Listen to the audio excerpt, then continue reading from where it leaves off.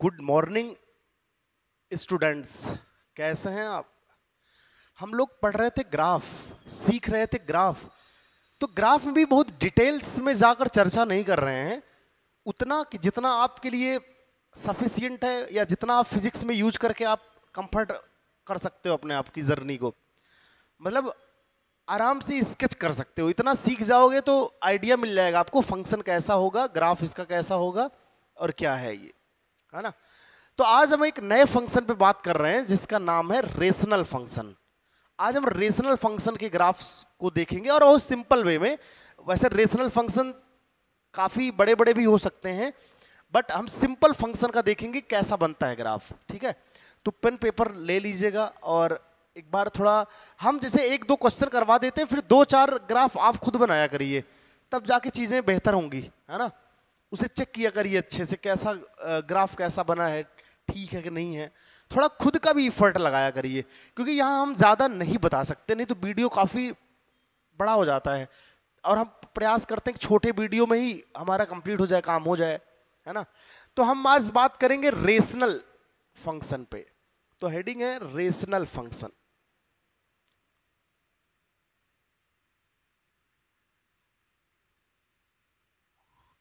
Rational function, देखो अगर कोई फंक्शन, आप बचपन से ही रेशनल नंबर वगैरह पढ़ते चले आ रहे हो, रेशियो में जब कोई नंबर लिखा जाता है तो उसे हम कहते हैं ये रेशनल नंबर है। ऐसे ही अगर कोई फंक्शन आप ऐसा एक्सप्रेस करो, ऐसा लिखो जो रेशियो में हो पॉलिनोमियल के, जैसे एक पॉलिनोमियल ऊपर हो दूसरा पॉलिनोमियल नीचे हो, डिवाइड में लिखा गया हो, अपॉन में लिखा गया हो, मींस दैट रेशियो में लिखा गया हो, तो उस फंक्शन को हम लोग रेशनल फंक्शन कहते हैं। सही है। तो डिफिनीशन में अगर कहा जाए कि डिफिनीशन क्या होगी रेशनल फंक्शन की, तो हम लिखेंगे the function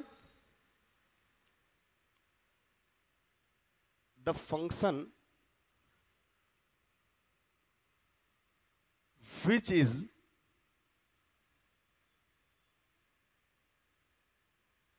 is expressed in ratio between two polynomial is called rational function।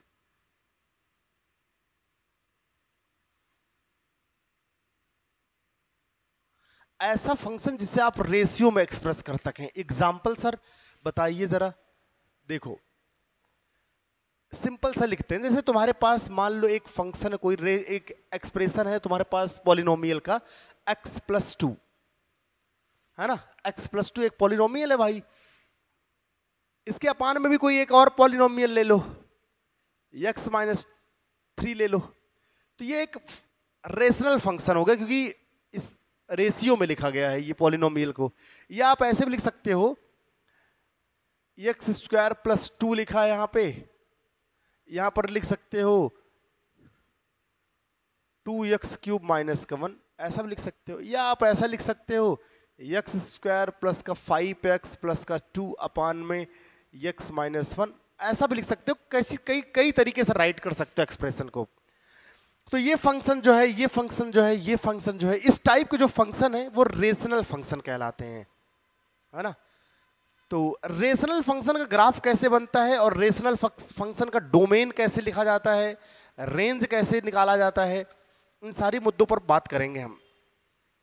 तो अच्छा एक बात और है, इन जनरल फॉर्म अगर कोई कहे कि रेशनल फंक्शन का इन जनरल फॉर्म कैसा लिखा जाता है, तो हम कहेंगे कि f(x) = यहां लिखा हो, अगर मान लो एक हो qx अपान में px, एक ऐसा फंक्शन लिखा गया हो, या px अपान qx या qx जो भी लिखना हो लिख लो, डिनोमिनेटर 0 ना हो, बस ये ध्यान देना, नहीं तो फंक्शन भाई इन्फिनिटी चला जाएगा। नॉट इक्वल टू 0 नहीं होना चाहिए px की वैल्यू। अगर px डिनोमिनेटर में 0 कर दोगे आप, तो ये पूरा फंक्शन इन्फिनिटी हो जाएगा, नॉट डिफाइंड हो जाएगा फंक्शन। तो qx की वैल्यू नॉट इक्वल टू 0 होनी चाहिए रेशनल फंक्शन के। इन जनरल फॉर्मेट में ऐसा है, और इसका एग्जांपल देखने के लिए ये देख सकते हो तुम। सही है। तो इस तरीके से हम लिख सकते हैं। देखो इसके अगर डोमेन की बात करें इन जनरल, तो इसका डोमेन जो होगा वो रियल नंबर होगा, है ना। डोमेन रियल नंबर, हम देखो लिख रहे हैं यहां पे, कमेंट कर रहे हैं, रियल नंबर होगा। कैसे होगा वो हम बात कर रहे हैं। Domain is belong to R, लेकिन accept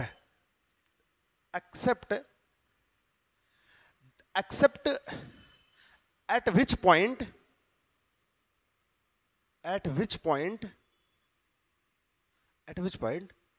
the function not defined,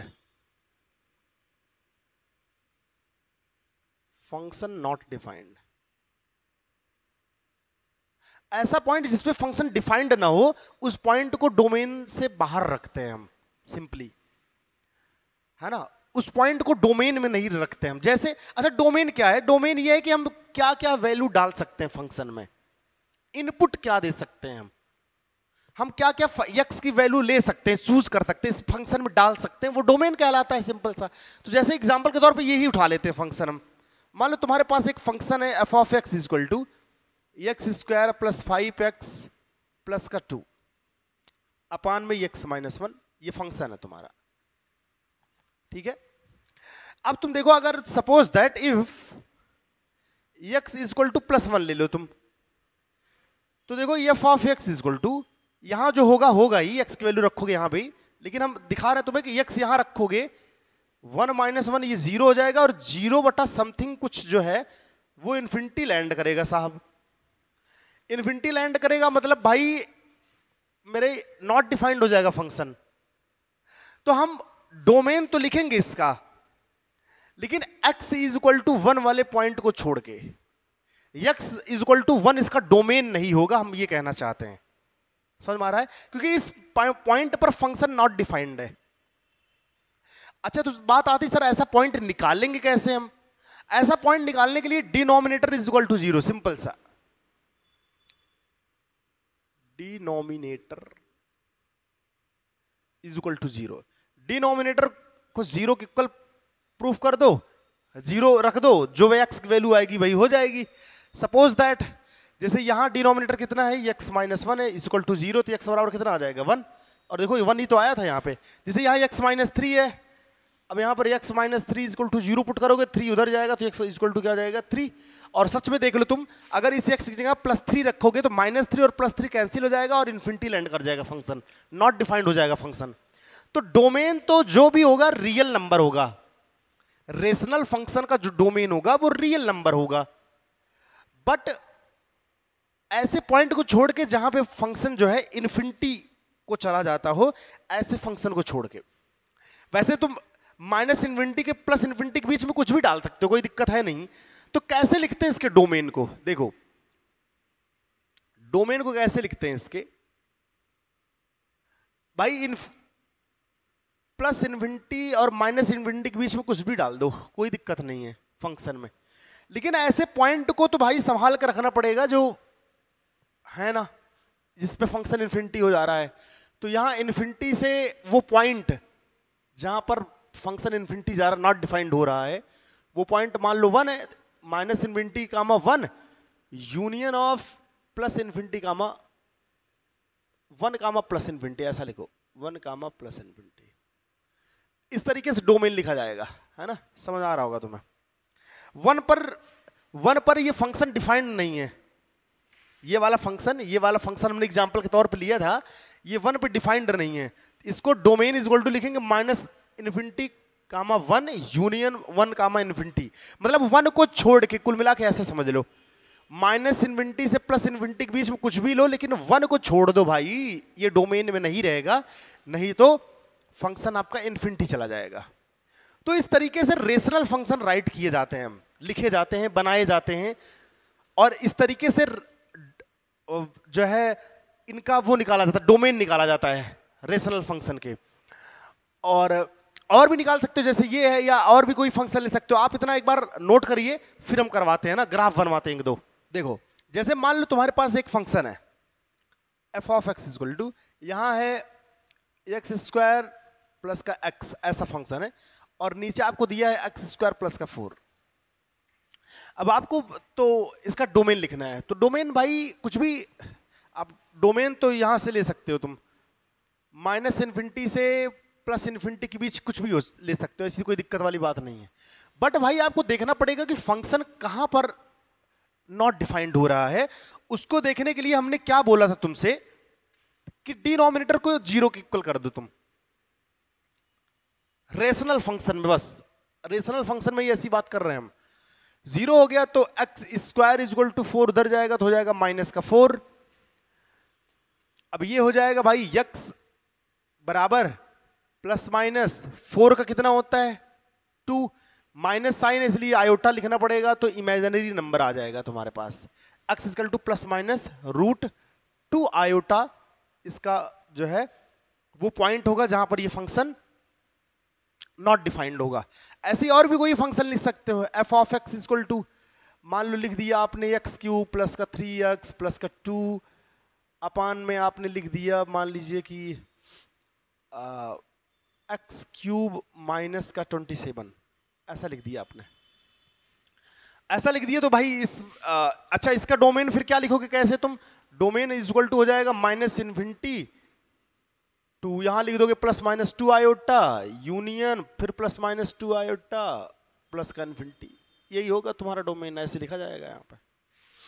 यहां डिनोमिनेटर को इक्वल कर दो, x cube minus 27 is equal to 0, 27 उधर जाएगा तो x cube is equal to हो जाएगा 27 और एक्स इज इक्वल टू हो जाएगा कितना 3,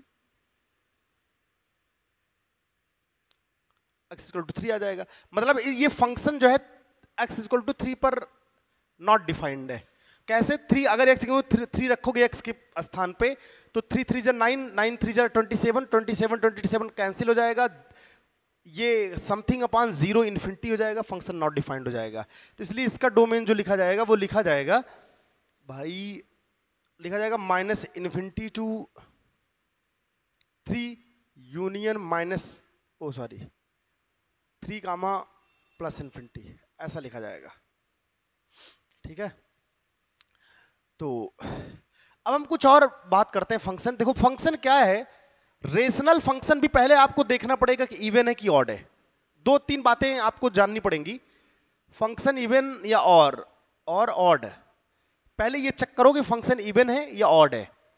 अगर फंक्शन इवन होता है, अगर फंक्शन इवन होता है तो इसका जो ग्राफ होगा, ग्राफ इज सिमेट्रिकल,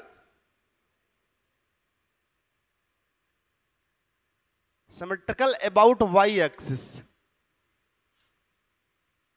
आप जानते हो इसको, इवन फंक्शन है वाई एक्सिस के अबाउट ग्राफ कैसा होगा, सिमेट्रिकल होगा।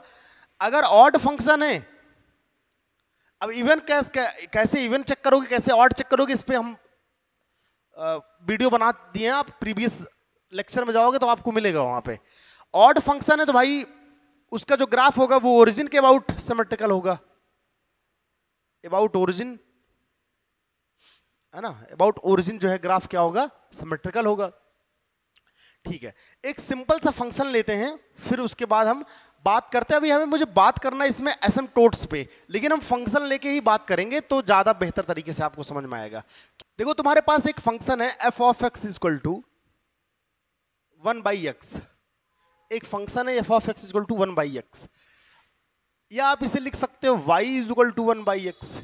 इसका ग्राफ बनाना है तो सबसे पहले आप ये देखो कि ये ऑड फंक्शन है या इवन फंक्शन है।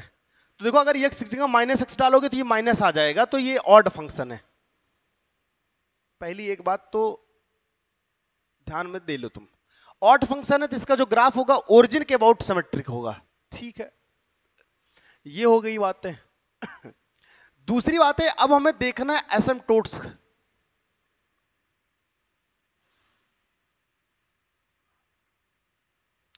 तो जब हम बात करेंगे एसिम्पटोट्स पे तो हम कहेंगे एक ऐसी लाइन, एसिम्पटोट्स क्या है हम बता रहे हैं, आप ध्यान दीजिएगा उस पे। एक ऐसी लाइन जिसको ग्राफ कभी छुए ना और ना ही उसको क्रॉस करे,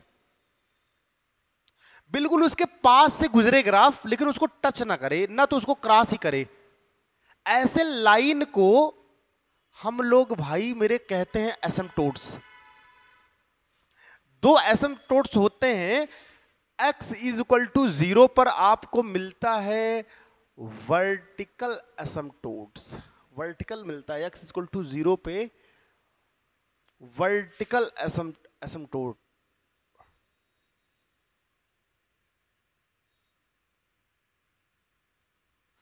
और y इज इक्वल टू 0 पे हॉरिजॉन्टल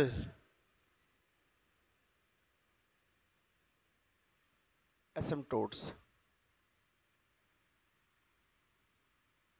ये होता है, दो आपको मिलेंगे। x इक्वल टू 0 अगर डालोगे फंक्शन में तो आपको वर्टिकल एसिम्पटोट्स मिलेगा, और अगर y इक्वल टू 0 हो रहा हो तो y एक्सिस के अलॉन्ग 0 हो रहा हो तो उसे हॉरिजॉन्टल एसिम्पटोट्स कहते हैं। जैसे समझो पहले क्या है, यहां x की वैल्यू 0 पुट करोगे तो इन्फिनिटी लैंड कर जाएगा, है ना। तो अगर कोई कहे सर इसका डोमेन क्या होगा, डोमेन, अभी देखो धीरे धीरे बातें, ये सब बातें जो एसिम्पटोट्स वाली हैं, थोड़ा ग्राफ बनाएंगे तो क्लियर हो जाएगा अच्छे से। अगर इसका डोमेन लिखने के लिए कोई कहे तो देखो x इज इक्वल टू, अगर 0 पुट करेंगे, +1 लिख सकते हो, -1, इन्फिनिटी, माइनस इन्फिनिटी, कुछ भी डालो कोई दिक्कत नहीं फंक्शन में, y कुछ देगा ये आपको। चलो इसका टेबल बना देते हैं, टेबल एक बना देते हैं ना, फिर डोमेन लिखते हैं। पहले टेबल बना लेते हैं फिर डोमेन लिखते हैं, है ना। मान लो यहां पर x है, यहां पर y है। अगर x इक्वल टू 0 तो पुट नहीं कर सकते भाई, 0 पे इन्फिनिटी हो जाएगा ये फंक्शन, या फिर लिख लो फिर भी क्या कोई दिक्कत नहीं। x इक्वल टू 0 पुट करोगे तो 1/0 की वैल्यू y इन्फिनिटी हो जाएगा। अब x इक्वल टू 1 पुट करोगे अगर +1 तो y भी 1 मिलेगा, क्योंकि 1/1 होता है। अगर +2 रखोगे x की जगह पे तो 1/2 होता है 0.5, y की वैल्यू 0.5 मिलेगा।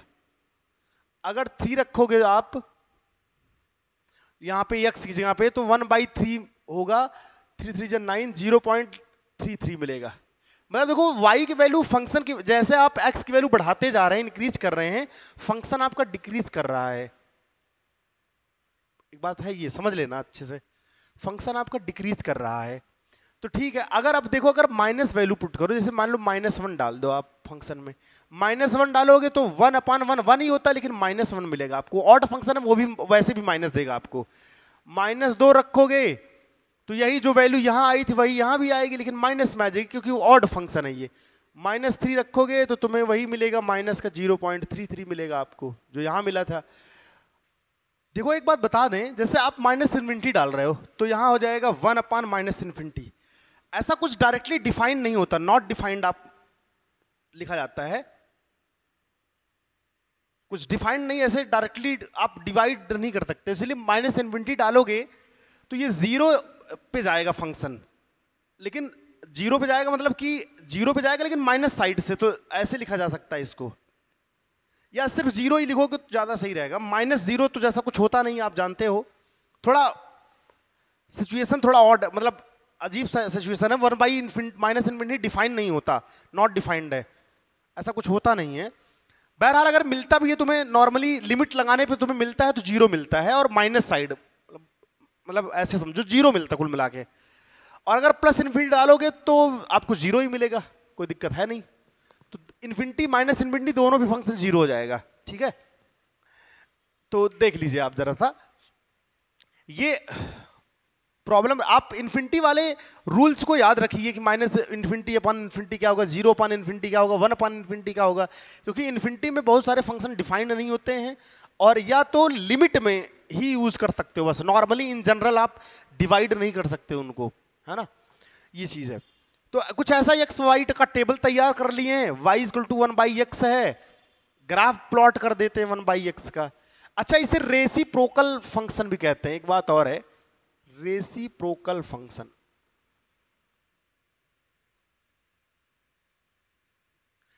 रेसिप्रोकल फंक्शन या इनवर्स फंक्शन, इनवर्स नहीं बोलेंगे, रेसिप्रोकल सही नाम है, रेसिप्रोकल फंक्शन।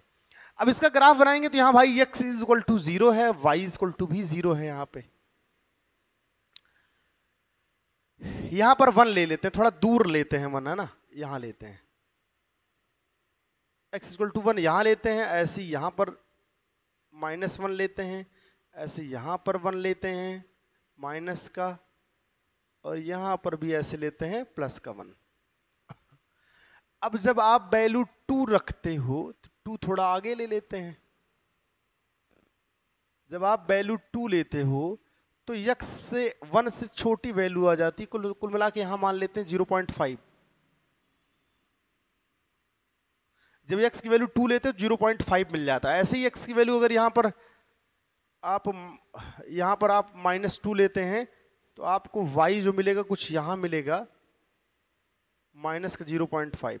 फंक्शन डिक्रीज हो रहा है, वैल्यू बढ़ने पर फंक्शन डिक्रीज हो रहा है। तो एक आइडिया लेंगे बस हम ग्राफ का कैसा होगा।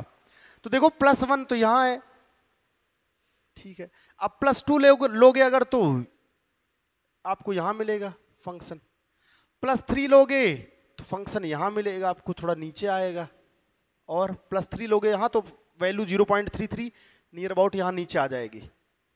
यहां 3 होगा तो यहां आ जाएगी वैल्यू। ऐसे इधर भी तो फंक्शन देखो सिमेट्रिक होगा ओरिजिन के अबाउट, ऐसे जैसा यहां बनेगा वैसा इधर बनेगा, बिल्कुल सिंपल सा। तो आप इन पॉइंट्स को मिलाओ तो कुछ फंक्शन आपको ऐसा जाते हुए दिखेगा।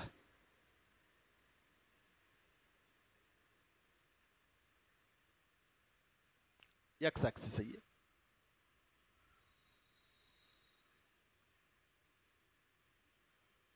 ग्राफ ऐसा कुछ मिलेगा आपको, इधर भी ऐसे ही मिलेगा। आप अगर आप -1 डाल रहे हैं तो -1 मिल रहा है, यहां पे है बिल्कुल, यहां पे -2 डाल रहे हैं तो आपको क्या मिल रहा है 0.5 मिल रहा है। यहां पे आप -3 डालेंगे तो आपको और छोटी वैल्यू मिलेगी। तो देखो ग्राफ तुम्हारा ऐसा बन रहा है, कुछ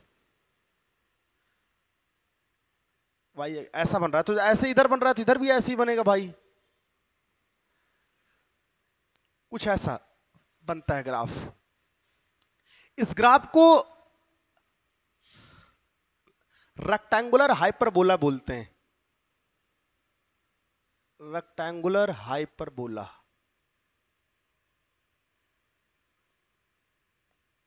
इस ग्राफ को रेक्टेंगुलर हाइपरबोला शेप बोलते हैं, और यहीं से तो इक्वेशन बन सकता है रेक्टेंगुलर हाइपरबोला का। x इक्वल टू वाई गुणा कर दोगे तो x y इक्वल टू यहां पर तुम्हें 1 मिलेगा, 1 मतलब कांस्टेंट। जब कभी ऐसा इक्वेशन मिले कि x y equal to constant बन रहा है तो इसे रेक्टेंगुलर हाइपरबोला कहते हैं, इस टाइप की इक्वेशन को, ठीक है। तो 1/x का जो ग्राफ है वो देखो रेक्टेंगुलर हाइपरबोला बन रहा है। x की वैल्यू आप बढ़ाते जाओगे तो y क्या होगा, कम होता जाएगा।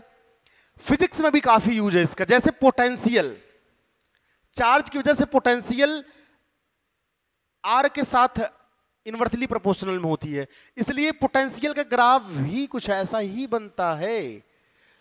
आर की वैल्यू आप इंक्रीज करते जाओगे तो पोटेंशियल की वैल्यू डिक्रीज होती जाती है। मतलब चार्ज से आर अगर बढ़ाते जाओगे तो पोटेंशियल की वैल्यू डिक्रीज होती जाएगी। रेक्टेंगुलर हाइपरबोला जैसा ग्राफ बनता है पोटेंशियल का, समझ में आ रहा होगा। तो ये है function y equal to 1/x का। अब इसके एसिम्पटोट्स की बात करें तो देखो इसके दो एसिम्पटोट्स क्या हैं। ये जो फंक्शन है y को कभी टच नहीं करेगा, ना तो y को क्रॉस करेगा। एक और बात है, तो इसलिए x इज इक्वल टू 0 इसका वर्टिकल एसिम्पटोट्स है। x इज इक्वल टू 0 तो यही इसी लाइन में तो x इज इक्वल टू 0 होगा भाई। बताओ y एक्सिस पे x इज इक्वल टू 0 होता है और x एक्सिस पर y इज इक्वल टू 0 होता है, तो ये दोनों एसिम्पटोट्स हैं इस फंक्शन के। That is vertical asymptotes, that is horizontal asymptotes.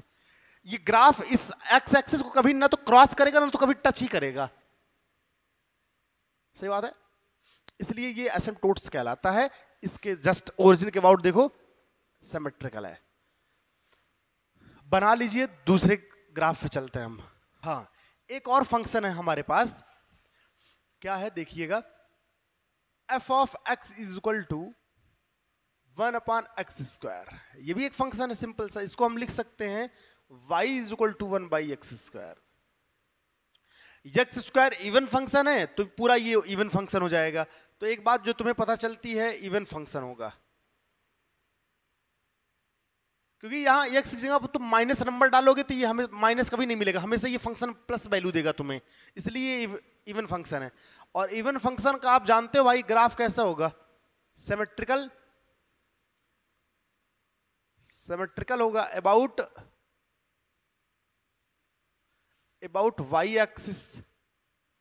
ये ग्राफ वाई एक्सिस का इमेज होना चाहिए ऐसा, जैसे वाई एक्सिस पर अगर तुम मिरर रख दो तो जैसा उधर दिख रहा होगा जस्ट वैसा ही इधर दिखेगा, ऐसा होना चाहिए ग्राफ, मिरर इमेज होना चाहिए एक दूसरे का।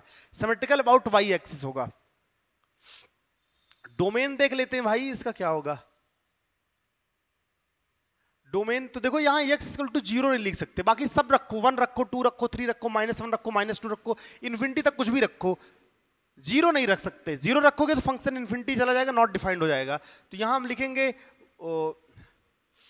-इन्फिनिटी जैसा कुछ रखेंगे तो रख सकते हैं, +इन्फिनिटी मिलेगा मुझे। तो -इन्फिनिटी कामा 0 यूनियन हो जाएगा 0 कामा +इन्फिनिटी। कुछ इस तरीके से डोमेन लिखा जा सकता है इसका, ठीक है। तो ठीक है, एक टेबल बना लेते हैं फिर इसका ग्राफ देखते हैं, है ना।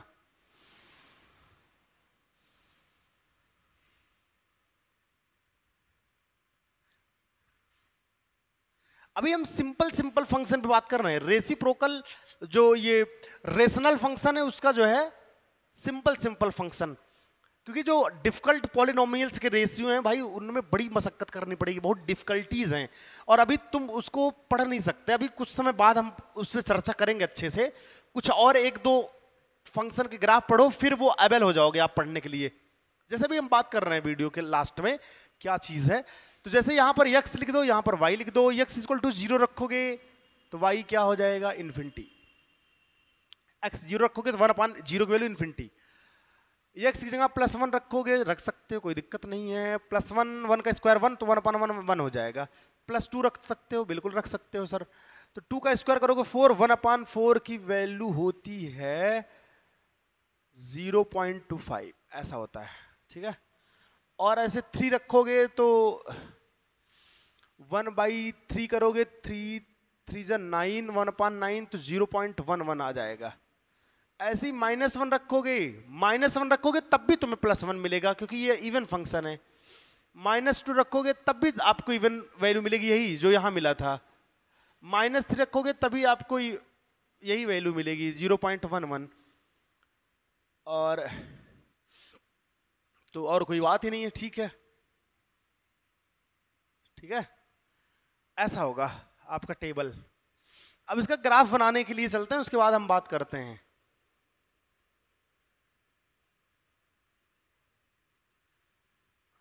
आप जानते हो ना इलेक्ट्रिक फील्ड डिस्टेंस के साथ कैसा होता है, किसी पॉइंट चार्ज की वजह से।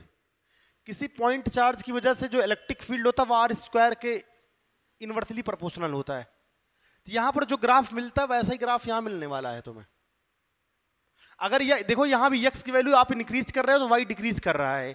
1 2 3 जैसे जैसे x की वैल्यू इंक्रीज कर रहे हो ये देखो फंक्शन की वैल्यू डिक्रीज कर रही, कम हो रही है।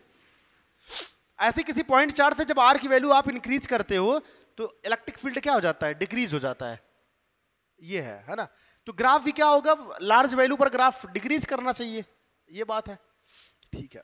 अब एक बार थोड़ा स्केच बना रहे हैं, बस आइडिया ले रहे हैं, उसके बाद ध्यान में रखना कि कैसे बनता है ग्राफ इसका, बाकी डील कर लोगे, कोई ऐसी बड़ी बात नहीं है, तो ओपन नहीं है कोई, है ना। 0 x इक्वल टू 0 तो इन्फिनिटी चला जाएगा खटाक से ग्राफ, कोई बात नहीं है। 1 इक्वल टू 1, यहां पर 1 थोड़ा दूर बनाओ 1 ना, जिससे ग्राफ के बारे में आइडिया लग पाए। यहाँ 1 बना लो, यहाँ 2 बना लो। अरे यार यहाँ कहाँ 2 बना रहे हो भाई, यहाँ 2 बना लो, यहाँ 3 बना लो, भाई x वैल्यू बढ़ेगी। यहाँ पे y1 बना लो, 2 बना लो, 3 बना लो। ऐसे यहाँ पर थोड़ा दूर बनाओ भैया, यहाँ पर -1 बना लो, यहाँ पर -2 बना लो, यहाँ पर -3 बना लो। यहाँ 1 2 बनाने से अच्छा कोई बात नहीं, चलो ठीक है। 1 अगर x इक्वल टू 1 लेते हो तो y इक्वल टू तुम्हें 1 मिलता, मतलब ये वाला पॉइंट है। एक जस्ट आइडिया ले रहे हैं भाई मेरे, है ना, क्योंकि फंक्शन डिक्रीज कर रहा है तो ग्राफ पेपर पे ही ग्राफ ज्यादा बेहतर तरीके से मिलेगा तुम्हें इस चीज का। अब 2 डाले तो 0.25 हो गया, 2 है तो y की वैल्यू 0.25, मतलब 1 का हाफ 0.5 होगा, इसका हाफ यहां देख रहे हो वैल्यू कितनी छोटी आ गई, देख रहे हो, ऐसा इसलिए दिक्कत होती है ना, क्योंकि वैल्यू डिक्रीज करती जाएगी। तो उतने छोटे छोटे पॉइंट बनाएंगे तो आपको दिखेगा नहीं, समस्या इस बात की है। ऐसे यहां देख लो तुम, अगर x इक्वल टू तुम -1 डाल रहे हो, सपोज दैट ये -2 है, 1 है, ये -3 है, -1 डाल रहे तो y तुम्हें +1 मिलेगा। x -1 डाले, x वैल्यू -1 डाले, y पॉजिटिव मिला तो ये वाला पॉइंट होगा। -2 डाले तो 0.25 मिलेगा, मतलब यहां कुछ होगा। आधा तो ये है 0.5, इसका आधा यहां होगा, तो मतलब आपको जो है y की वैल्यू यहां मिलेगी। 1 का हाफ इतना 0.5 होगा, ये होगा, ये पॉइंट मिलेगा। तो ग्राफ देखो इन्फिनिटी जा रहा है, मतलब x इक्वल टू 0 पे, यहां इस एक्सिस पे x इक्वल टू 0 होगा, y इक्वल टू यहां 0 होगा, दोनों ही भी ग्राफ इन्फिनिटी चला जाएगा। x 0 ले जाओगे तो ग्राफ इन्फिनिटी जाएगा सीधा। तो हम देखो इसका आइडिया एक लेते हैं ग्राफ का कैसा जा रहा है। ग्राफ कुछ इस तरीके से हरकतें करेगा, इन्फिनिटी पे जाएगा ये ऐसे, इधर भी ऐसे ही रहेगा ग्राफ, क्योंकि वाई एक्सिस के अबाउट सिमेट्रिकल होगा। टच नहीं करेगा भाई, कब टच नहीं करेगा, ये ऐसे ही निकल जाएगा। देखो एक आइडिया बना रहे हैं, ग्राफ पेपर पे ज्यादा अच्छे से बनता ग्राफ आपका, बट आइडिया ले रहे हैं कैसा बनता, ऐसा दिखेगा। और ये इवन फंक्शन है, बेहतर बात तो ये है कि ये इवन फंक्शन है। इवन फंक्शन है तो इसका ग्राफ देखो फर्स्ट और सेकंड क्वाड्रेंट में बन रहा है। अगर ऑड फंक्शन होगा तो ग्राफ तुम्हारा फर्स्ट और थर्ड में बनेगा। ये बात देख लिए तुम, जैसे एग्जांपल के तौर पे समझो, ये तो x² है, ऐसे ही ग्राफ तुम्हारा बनेगा 1y/x⁴, y/x⁴। इस टाइप के ग्राफ, इस टाइप के अगर फंक्शन आपको दिखते हैं तो उसका ग्राफ ऐसा ही होगा, बस थोड़ा इधर उधर होगा, बस हल्का फुल्का, बाकी दिखेगा ऐसे ही, है ना। ऐसे अभी आपने 1/x का ग्राफ पढ़ा, ऑड फंक्शन है, इसका भी ग्राफ ऐसे ही होगा। इसका भी ग्राफ 5 का ग्राफ 1/x3, 1/x5, 1/x⁷, इन सब का ग्राफ एक जैसा होगा जैसा बनाए थे, फर्स्ट क्वाड्रेंट और थर्ड क्वाड्रेंट में बनेगा। बस डिफरेंट ये रहेगा कि थोड़ा इधर उधर रहेगा। जैसे हम इसका दिखा देते तुम्हें कि कैसे बनेगा। यहाँ पे स्पेस है नहीं तो हम यहाँ बना देते हैं। चलो यहाँ बना देते हैं यार, थोड़ा स्पेस है ना, थोड़े स्पेस में दिखा देते हैं कैसा बनेगा आपको। ये इसका ग्राफ x³ 1/x का तो जानते कैसे बनता है, ऐसे ही बनता है।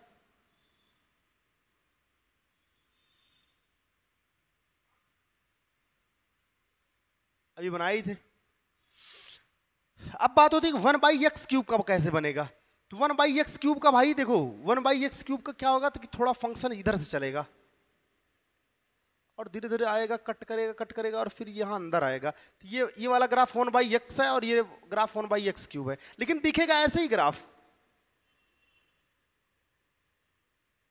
दिखेगा ऐसा। ग्राफ पेपर हो तो एग्जैक्टली बन पाता, खुद आप ड्रॉ करके देख सकते हो। अब 1/x, 1/x3, 1/x5, तो ऐसे अगर यहाँ से ग्राफ लाओगे, कुछ ऐसा करोगे, ऐसा फिर आएगा, धीरे धीरे इधर जाएगा, तो ये जो ग्राफ होगा 1/x⁴ का होगा। ऐसे जस्ट इसका भी होगा 1/x², 1/x⁴, 1/x⁶, ये सब इवन फंक्शन है, ये सब ऑड फंक्शन है। इसका ग्राफ सेम जैसा, इसका सभी का ग्राफ सेम जैसा, बस थोड़ा वो डिफरेंस होगा बस, ठीक है। तो इस तरीके से अब सिंपल फंक्शन का ही ग्राफ रेशनल में भी बना रहे हैं हम। जैसे आप कहोगे सर ऐसे फंक्शन का ग्राफ क्यों नहीं बनाया जो x² + 2x + 3/x³ + 2x + 1, इन सब का ग्राफ। आप थोड़ा रुक जाइए, अभी इन सब का ग्राफ बहुत कॉम्प्लिकेटेड है, अभी बनाना थोड़ा दिक्कत है, तो डिफरेंशिएशन वगैरह सीखना पड़ेगा, तभी इसका ग्राफ बन सकता है। आगे चल के मैक्सिमा, मिनिमा, डिफरेंशिएशन ये सब जानेंगे, तब हम इन सब फंक्शन के ग्राफ बना सकते हैं। फिजिक्स में यूज होने के लिए जो ये फंक्शन आप दिख रहे हो, रेशनल फंक्शन, आप इनका ग्राफ इजीली आप ड्रॉ कर सकते हो, है ना, कोई दिक्कत नहीं है। इनका ग्राफ हम लास्ट में बात करेंगे, जब हम और 2-4 फंक्शन और पढ़ लेंगे तब हम इन पे बात करेंगे, ठीक है। इतना बनाइएगा, 2-4 ग्राफ आप खुद से बनाइए बैठ के, बस सारी चीजें क्लियर हो जाएंगी। ये भी रेशनल फंक्शन है। आप कहोगे सर ये ग्राफ बता नहीं रहे, ये थोड़ा डिफिकल्ट है, थोड़ा नहीं बहुत डिफिकल्ट है, और अभी बहुत टाइम लगेगा और काफी चीजें बतानी पड़ेगी आपको उसके लिए। इसलिए आप धीरे धीरे सीख जाओगे, और फंक्शन को पढ़ते पढ़ते फिर लास्ट में इसको हम डिस्कस करेंगे अच्छे से।